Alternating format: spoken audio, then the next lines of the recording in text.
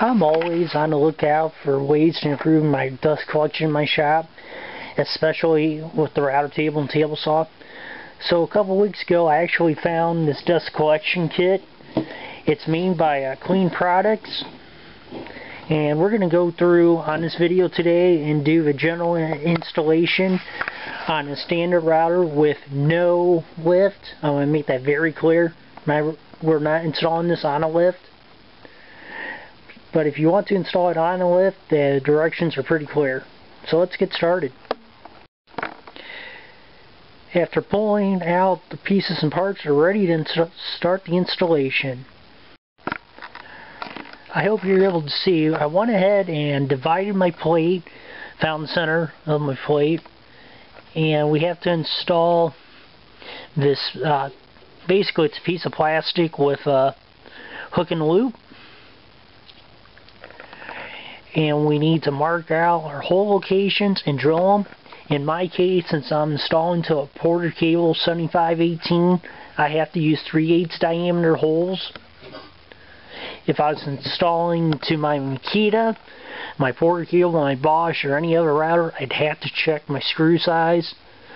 In the instructions for a 1032 screw, which is what Makita and I know Porter Cable uses, I'm not sure about the rest, it's 1/4 inch holes.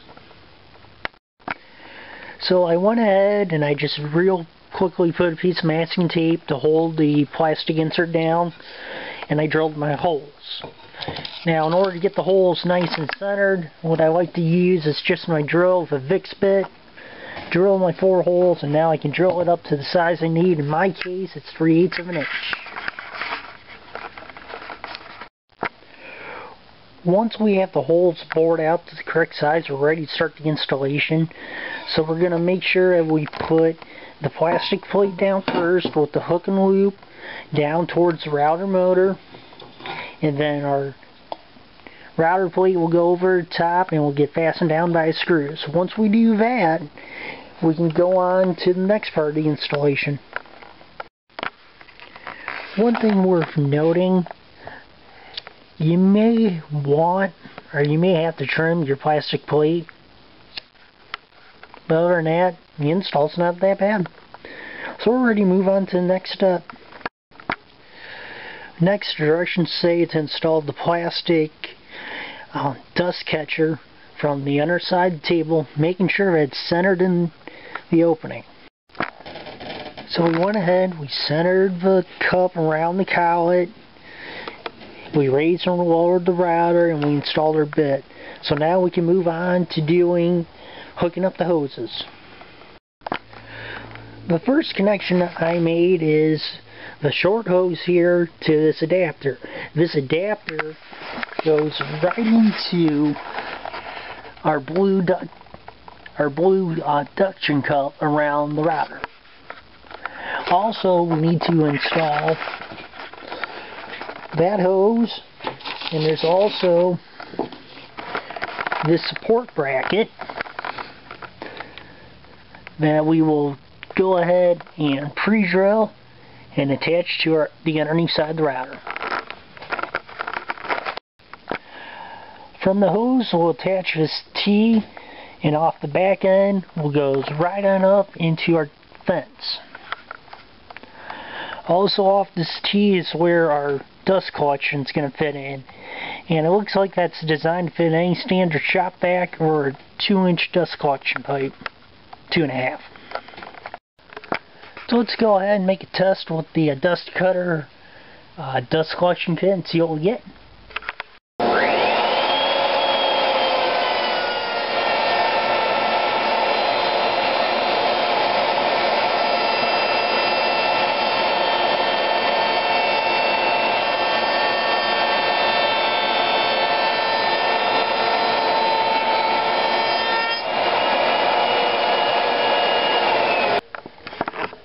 Guys, I have to tell you this, and ladies and gentlemen, it's impressive.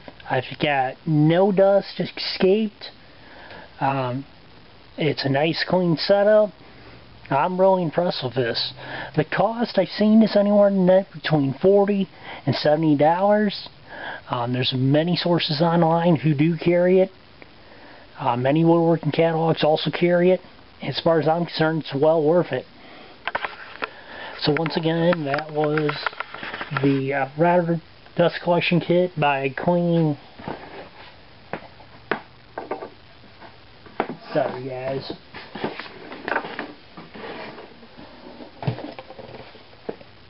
By Clean Products.